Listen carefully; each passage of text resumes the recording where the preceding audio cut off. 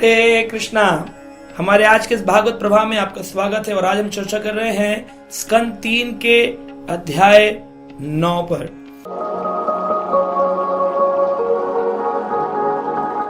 यहाँ पर भगवान कृष्ण से ब्रह्मा जी ने सृष्टि की रचना करने की शक्ति मांगी है। जैसे हमने पिछले अध्याय में पढ़ा था कि ब्रह्मा जी प्रकट हुए और उन्होंने स्तुतियां गान किया, तो वो उन स्तुतियों का वर्णन, वो स्तुतियां इस अध्याय में वर्णन करी गई हैं।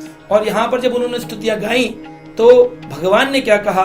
भगवान कहते हैं श्लोक संख्या 38 में, इस अध्याय के स्कंद 3 अध्याय 9 की श्लोक संख्या 38 में भगवान ने कहा, यचकर्थांगमत्रोत्रम मत्कथा अभ्युदम अंकितम यत्तवा तपसी ते निष्ठा स एष मत अनुग्रह। हे ब्रह्मा, तुमने मेरे दिव्य कार्यों की महिमा की प्रशंसा करते हुए जो स्तुतियां करी हैं, मुझे समझने के लिए तुमने जो तपस्याएं की हैं तथा मुझ में तुम्हारी जो दृढ़ आस्था है, इन सबों के तुम मेरी अहेतु की कृपा ही समझो। यह मेरी अहेतु की कृपा है। तुमने जो स्तुति गाई ब्रह्मा जी ने, ये तुमने नहीं गाई, मेरी कृपा से गाई। तुमने जो ज्ञान प्राप्त किया, ये तुम्हारा ज्ञान, तुम्हारा एफर्ट नहीं है, यह मेरी कृपा है। तुमने जो तपस्याएं करी, ये भी मैं चाहता था। तो इस प्रकार हम देखते हैं कि ब्रह्मा जी ने भगवान की स्तुतियां गाई और भगवान ने उन पर कृपा करी। आप देखिए, इसमें ब्रह्मा जी कहते हैं कि कृष्ण को साधारण व्यक्ति नहीं मानना चाहिए। व्यक्ति को जरूर कृष्ण भगवान को जो उनकी उपयुक्त स्थिति है कि वो आदि गोविंद है, आदि पुरुष हैं, इस बारे में उन्हें जानना चाहिए। कृष्ण भगवान प्रलय हो जाने के बाद भी विराजमान रहते हैं। संसार के मूर्ख उनको कहते हैं, अरे वो तो एक राजा थे, वो तो मर गए थे। भगवान कहते हैं ऐसी बात ब्रह्मा जो करते हैं यह नरकगामी होते हैं, ये नरक को जाते हैं। तो इसलिए व्यक्ति को कर्म के बंधन भगवान को नहीं लगते। लोग बोलते हैं राम जी को भी तो कर्म का बंधन लगा, देखो कितने दुख झेलने पड़े। भगवान गीता में कहते हैं नमाम कर्माणि लिम्पन्ति, मुझे कोई कर्म बांध नहीं सकता, तो मैं कैसे वनों में भटका। तो ये सब चीजें भगवान करते हैं। कृष्ण लीला, राम लीला, लीला का मतलब है पास्ट टाइम। हम लीला नहीं करते, हम तो कर्मों का भोग भोगते हैं, प्रारब्ध भोगते हैं। भगवान लीला करते हैं, इसलिए उनकी लीलाओं के मंचन होते हैं। जन्माष्टमी में कृष्ण लीला हो रही है, रामनवमी में राम लीला हो रही है, दशहरे पे राम लीला हो रही है। क्यों हो रही है? क्यों बार बार देख रहे हैं लोग? क्योंकि वो अद्भुत चरित्र है, वो साधारण मनुष्य नहीं है।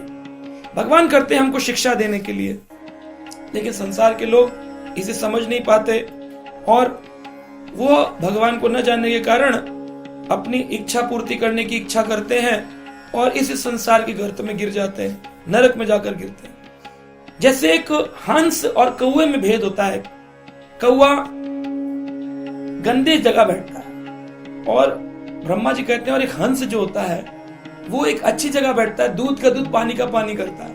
लेकिन कौवा झूठा कुछ भी मिल जाए उसे वो खा लेता है, कौवा अलग नहीं कर पाता। तो हमको कौवा बनना है। या मक्खी में भी दो प्रकार की मक्खी है, मधुमक्खी और एक है जो घूमती रहती है, हाउस फ्लाई, घर में घूमने वाली मक्खी। वो मक्खी गंदगी पे बैठती है और मधुमक्खी फूल पर बैठती है, पुष्प पर बैठती है और पुष्प का मधु, उसका शहद निकालती है। तो हंस रूपी भक्तों को भगवान के दर्शन होते हैं, मधु चयन करने वाले भक्तों को भगवान का दर्शन होता है। तो जो लोग भगवान के मधु का पान करना चाहते हैं, मधुपान, उनको क्या करना चाहिए? बता रहे भगवान उनको वैदिक ज्ञान, भागवतम, जो पुष्प रूपी सुगंध है, उसको कानों के माध्यम से सूंघना चाहिए। भागवत में कई सारे श्लोक हैं, अन्य अन्य श्लोक दिए गए हैं। कान से पियो, कान से सूंघो, श्रवण इंद्रिय सबसे मुख्य है। और जो लोग भागवत का श्रवण नहीं करते, वो लोग कैसे भक्ति में आगे बढ़े, कैसे भगवान का दर्शन पाएंगे? तो इसलिए ये सब चीजें सुननी चाहिए। पिबत भागवतम रसमालयम, पियो भागवत को कान से, स्ट्रॉ यहां लगा लो, श्रवण करो, भागवत को ध्यान से सुनो। हम लोग वीडियोस बनाते हैं, भागवत की मेहनत करते, पढ़ते हैं, बोलते हैं, लोग इंटरेस्टेड नहीं है। लोग किस में इंटरेस्टेड है? संसार में पैसा कैसे कमाया जाए, टाइटल डाल दो पैसा कैसे कमाया जाए, तुरंत आ जाएंगे हजारों हजारों लोग सुनने के लिए। डाल दो कैसे करे अपनी सिद्धि ताकि लोगों को कर सके विनाश, हजारों लाखों लोग देखने जाएंगे। क्यों? क्योंकि लोगों की स्वतः भावना करप्टेड है, कलुषित है। और संसार में जो भागवत सुनाने वाले हैं वो भी प्रमाणिक लोग नहीं है। इसी अध्याय में श्री प्रभुपाद लिखते हैं प्रोफेशनल लोग हो गए, वो लोग सोचते हैं आपका हृदय नहीं देखेंगे, हृदय के ऊपर की जेब देखेंगे, कितना खर्चा व्यक्ति कर सकता है मेरे ऊपर।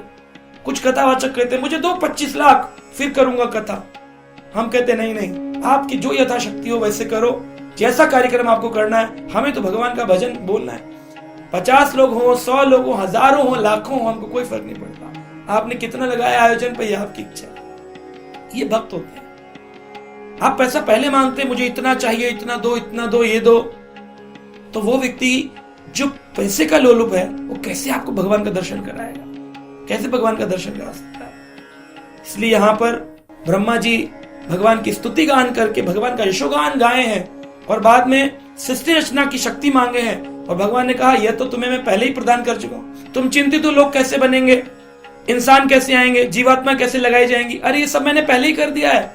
तुम्हें तो बस जाकर के कार्य पूर्ण करना है, क्योंकि मैं चाहता हूं तुम ये कार्य को करो ब्रह्मा। तो ब्रह्मा विष्णु महेश बराबर नहीं है। भगवान कृष्ण के रजोगुण से उत्पन्न यह अध्याय बताता है ब्रह्मा जी का अवतार। तो ब्रह्मा जी सेकेंडरी कारण है, प्राइमरी कारण है कृष्ण। इसलिए हमको कृष्ण का भजन करना चाहिए, उनकी कृपा प्राप्त करनी चाहिए। हरे